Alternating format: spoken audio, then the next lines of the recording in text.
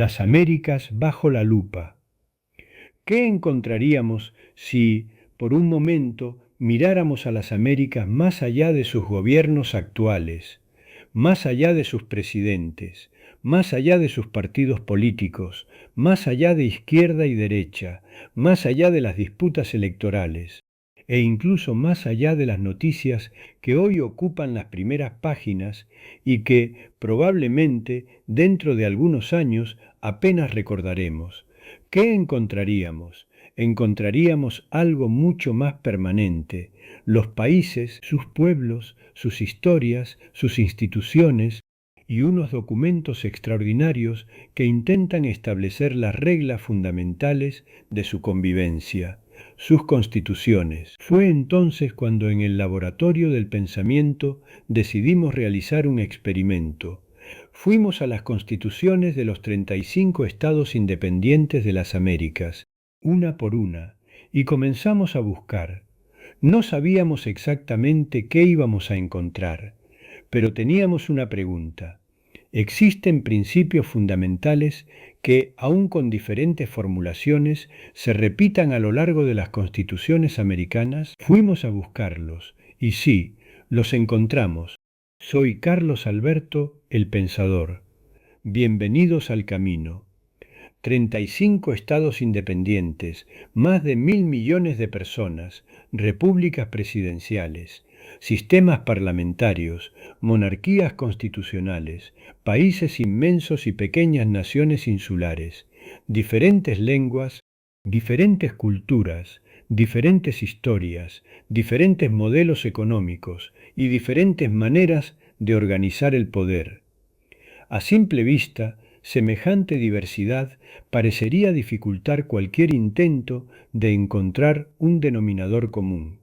Pero nuestra pregunta no era si las Américas eran iguales. Evidentemente no lo son. La pregunta era mucho más interesante. ¿Pueden sociedades profundamente diferentes coincidir en determinados principios fundamentales? Para responderla necesitábamos establecer una regla. No buscaríamos palabras idénticas, buscaríamos principios, porque dos constituciones pueden utilizar expresiones diferentes para proteger valores semejantes, y dos constituciones también pueden utilizar la misma palabra otorgándole significados institucionales diferentes.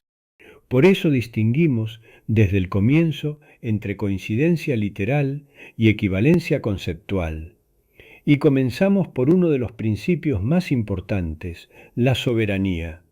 En numerosas constituciones americanas encontramos una idea expresada de manera particularmente clara. El poder encuentra su legitimidad en el pueblo o en la nación.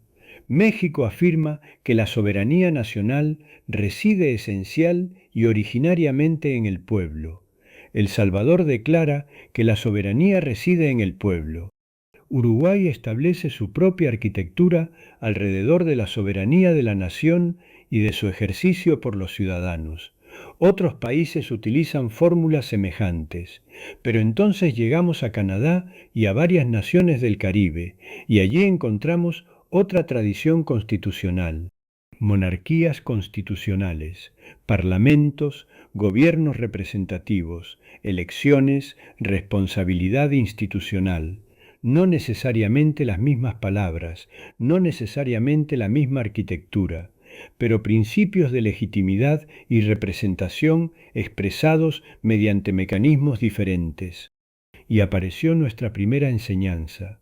Si queríamos descubrir aquello en lo que las Américas podían coincidir, no podíamos exigirles que fueran iguales. La coincidencia no significa uniformidad. Continuamos, buscamos libertad, y la encontramos: libertad personal, libertad de expresión, libertad de conciencia, libertad de asociación, libertad de movimiento, no siempre formuladas de idéntica manera, no siempre con idéntico alcance, pero presentes dentro del constitucionalismo americano. Después buscamos igualdad, y nuevamente apareció igualdad ante la ley, igual protección jurídica, prohibiciones de discriminación, garantías destinadas a proteger a la persona frente a la arbitrariedad. Buscamos dignidad, buscamos derechos, buscamos representación, buscamos instituciones, y nuestra mesa comenzó lentamente a llenarse de coincidencias: soberanía, libertad, igualdad, dignidad, derechos, representación, instituciones. Después entramos en un territorio mucho más complejo: la organización del poder. Los 35 estados americanos establecen una separación de poderes idéntica. No, y decirlo sería incorrecto. Las repúblicas presidenciales organizan el poder de una manera, los sistemas parlamentarios lo hacen de otra. Las monarquías constitucionales caribeñas poseen su propia tradición. Existen además sistemas cuya concepción institucional es sustancialmente diferente. Pero debajo de esas diferencias encontramos nuevamente un principio. El poder necesita reglas, hay órganos, hay competencias, hay procedimientos, hay instituciones destinadas a legislar, gobernar y juzgar. La arquitectura cambia, el principio permanece reconocible. El ejercicio del poder necesita organización institucional. Y aquí encontramos una idea que conocemos bien. Las instituciones regulan el ejercicio del poder. La virtud orienta su ejercicio. Después llegamos a la economía, y aquí las diferencias fueron todavía mayores. No existe un único modelo económico constitucional en las Américas. Algunas constituciones otorgan especial protección a la propiedad privada y a la iniciativa económica. Otras destacan la función social de la propiedad. Otras reconocen diferentes formas de propiedad. También el trabajo aparece protegido mediante fórmulas diferentes, pero nuevamente encontramos elementos recurrentes: propiedad, trabajo, actividad económica, protección patrimonial, derechos laborales, iniciativa. No encontramos un modelo económico americano. Encontramos distintas maneras de organizar constitucionalmente actividades fundamentales para la vida económica de los pueblos. Y entonces comenzó a aparecer algo que no esperábamos encontrar con semejante claridad. No una constitución americana, no una ideología americana, no un sistema político americano, algo diferente, un territorio de principios coincidentes. Pero entonces apareció un problema: el caso de Cuba. Y Cuba nos obligó a detener el experimento, porque cuando observamos su constitución vigente, encontramos algo particularmente interesante. Allí también aparecen palabras y principios que habíamos encontrado en otras constituciones: soberanía popular, dignidad, igualdad, determinados derechos, pero al mismo tiempo encontramos una arquitectura política profundamente diferente. La Constitución cubana vigente establece constitucionalmente el papel dirigente de un partido único. Entonces apareció una pregunta incómoda: ¿podíamos considerar equivalentes dos principios simplemente porque estaban escritos de manera semejante? La respuesta era no. Pero apareció inmediatamente otra pregunta todavía más importante: ¿podíamos juzgar toda la tradición de principios de un pueblo utilizando solamente la Constitución que se encuentra vigente en determinado momento histórico? Nuevamente, la respuesta era no. Y Cuba nos proporcionó un ejemplo extraordinario. Antes de la actual Constitución de 2019, existió la Constitución Socialista de 1976. Antes de ella, la Ley Fundamental Revolucionaria de 1959. Antes había ocurrido el golpe de Estado de 1952. Y antes de aquella ruptura, existía la Constitución cubana de 1940. Una constitución nacida de una asamblea constituyente plural y perteneciente a una etapa completamente diferente de la historia política cubana. Entonces colocamos las fechas sobre la mesa: 1940, 1941, 1942, 1943, 1944. Y comprendimos algo. Una constitución es también una fotografía de un momento histórico, pero la tradición de principios de un país es una película, y si queríamos comprender realmente a las Américas, no podíamos mirar solamente fotografías, teníamos que observar la película. Aquí nuestro experimento estuvo obligado a corregirse a sí mismo, y quiero detenerme en este punto, porque es fundamental. Podríamos haber cometido un error muy cómodo, utilizar la Constitución vigente cuando coincidiera con nuestra hipótesis y buscar una Constitución anterior cuando la vigente no nos conviniera. Eso habría destruido toda la investigación, porque cualquiera podría preguntarnos, con razón, ¿están escogiendo la Constitución que necesitan para demostrar aquello que ya habían decidido demostrar? Por eso establecimos otra regla, la misma para todos. No elegiríamos una constitución conveniente. Observaríamos la tradición propia de principios de cada país. Cuba tiene la suya, Uruguay tiene la suya, Brasil tiene la suya, México tiene la suya, Estados Unidos tiene la suya, Canadá tiene la suya, Haití tiene la suya. Cada nación americana posee una trayectoria constitucional nacida de su propia historia. Algunas poseen una continuidad extraordinaria. Otras atravesaron golpes de Estado, revoluciones, guerras civiles, dictaduras, restauraciones democráticas, reformas, nuevas constituciones. Por lo tanto, nuestra pregunta evolucionó. Ya habíamos encontrado principios coincidentes en las constituciones actuales. Ahora necesitábamos saber algo más. ¿Esos principios pertenecen solamente a los textos vigentes o forman parte, con avances, retrocesos, interrupciones y recuperaciones, de las diferentes tradiciones constitucionales americanas? Y aquí aparece una distinción fundamental. Cada país tiene su tradición. No estamos buscando una historia constitucional única de las Américas. No existe. Estamos buscando algo diferente. 35 tradiciones, 35 caminos históricos y una pregunta. ¿En cuántos puntos esos caminos vuelven a encontrarse? Quizás un principio aparezca durante décadas, después desaparezca durante una ruptura institucional y posteriormente vuelva. Quizás otro haya sido incorporado mucho más recientemente, quizás algunos principios permanezcan casi inalterados, y quizás otros nunca hayan formado parte de determinadas tradiciones nacionales. Todo eso importa, porque nuestro objetivo no es demostrar una teoría, es comprender una realidad. Y entonces la excepción dejó de ser un problema, se convirtió en una herramienta. Cuba no destruía necesariamente el patrón, nos estaba enseñando a observarlo mejor. Las constituciones nos habían permitido encontrar coincidencias. La excepción nos obligó a mirar su historia. Y nuestra investigación acababa de hacerse mucho más profunda.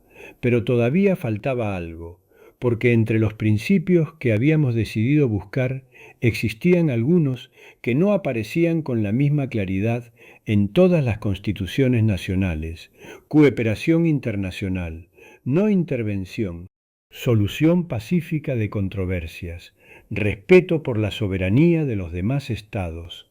Entonces abrimos otro documento, la Carta de la Organización de los Estados Americanos, y encontramos una segunda dimensión, porque los 35 estados independientes de las Américas forman parte del sistema interamericano construido alrededor de esa carta. Allí aparecen principios relacionados con soberanía estatal, independencia, cooperación, no intervención y solución pacífica de controversias. Y encontramos una idea especialmente interesante. La cooperación entre Estados americanos no exige necesariamente que posean sistemas políticos, económicos y sociales idénticos. Otra vez aparecía el mismo principio que habíamos descubierto comparando constituciones. Diferencia no significa necesariamente incompatibilidad. Entonces colocamos nuevamente todos los documentos sobre la mesa. De un lado, las constituciones. Detrás de ellas, las diferentes tradiciones constitucionales nacionales. Y en otro nivel, los compromisos interamericanos que intentan organizar la convivencia entre estados soberanos. Y fue allí donde nuestra pregunta inicial comenzó a transformarse. Habíamos preguntado, ¿existen principios coincidentes entre las constituciones de las Américas? Fuimos a buscarlos, y sí, los encontramos con variaciones, con diferencias, con excepciones, con diferentes grados de profundidad histórica. Pero los encontramos. Y entonces apareció una pregunta que no estaba prevista al comenzar nuestro experimento. Si sociedades tan diferentes han llegado a reconocer principios semejantes, si diferentes tradiciones constitucionales vuelven a encontrarse en determinados puntos, si además existen compromisos interamericanos destinados a proteger soberanía, cooperación y convivencia pacífica, ¿qué significa todo esto? ¿Estamos simplemente frente a una curiosidad jurídica o estamos observando los cimientos dispersos de algo que todavía no hemos aprendido a construir? Fue entonces cuando apareció una expresión sobre nuestra mesa de trabajo, el gran escudo de las Américas, pero debemos ser extremadamente cuidadosos. Todavía no sabemos si puede construirse, y mucho menos sabemos cómo. No estamos proponiendo un gobierno continental, no estamos proponiendo eliminar fronteras, no estamos proponiendo que 35 pueblos diferentes piensen igual. Y tampoco estamos hablando necesariamente de una alianza militar. Estamos formulando una hipótesis, nada más. ¿Podrían aquellos principios en los que las diferentes tradiciones americanas han aprendido a coincidir convertirse algún día en la base de una arquitectura de cooperación destinada a proteger aquello que esos pueblos consideran fundamental, su soberanía, su libertad, sus instituciones, su capacidad de prosperar, su derecho a elegir su propio camino, su seguridad y la paz entre ellos? No lo sabemos, y precisamente por eso debemos continuar investigando, porque encontrar cimientos no significa demostrar que sobre ellos pueda levantarse un edificio. Una idea puede parecer extraordinaria y ser imposible. Puede parecer justa y producir consecuencias injustas. Puede prometer cooperación y terminar creando dominación. Puede hablar de soberanía y terminar debilitándola. Por eso el próximo paso del laboratorio no será defender el gran escudo, será hacer exactamente lo contrario. Intentaremos destruir nuestra propia hipótesis. Preguntaremos quién podría formar parte de él, qué principios serían verdaderamente compartidos, qué ocurriría con las diferencias políticas, cómo podría proteger la soberanía sin transformarse en un poder por encima de los estados. ¿Cómo evitar que se convierta en un bloque ideológico? ¿Cómo impedir que termine dirigido contra otra región del mundo? Y sobre todo, ¿para qué serviría? Porque existe una pregunta que ninguna arquitectura política puede evitar. ¿Mejoraría realmente la vida de los pueblos? Si la respuesta fuera no, entonces no necesitamos construirla. Pero si nuestra hipótesis consigue sobrevivir a esas preguntas, entonces quizá tengamos que formular una última.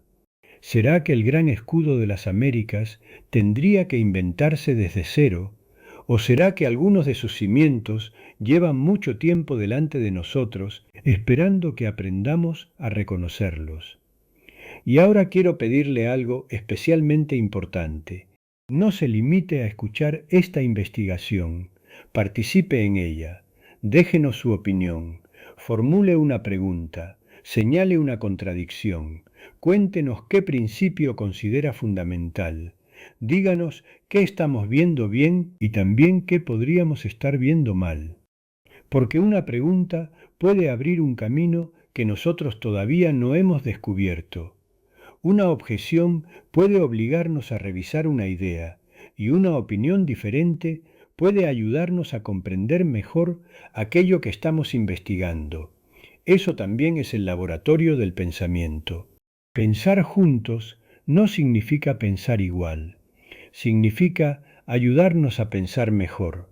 Por eso sus comentarios son importantes y además hacen algo muy sencillo pero fundamental. Ayudan a que este trabajo llegue a otras personas que quizás también tengan algo que aportar. Si considera que esta investigación merece continuar, suscríbase al canal, comparta este video y participe en los comentarios. Cada nueva persona que se incorpora amplía nuestra conversación y cada buena pregunta puede mejorar el próximo capítulo. Porque el gran escudo de las Américas, si algún día demostramos que puede construirse, no puede nacer solamente de nuestra mesa de trabajo. Primero tendrá que sobrevivir a las preguntas, las dudas y las ideas de quienes forman parte de estas Américas. En el próximo capítulo haremos precisamente eso. Intentaremos poner nuestra propia hipótesis contra las cuerdas. Buscaremos sus puntos débiles, sus contradicciones, sus riesgos y veremos si consigue mantenerse en pie. Soy Carlos Alberto, el Pensador. Gracias por acompañarme en este camino.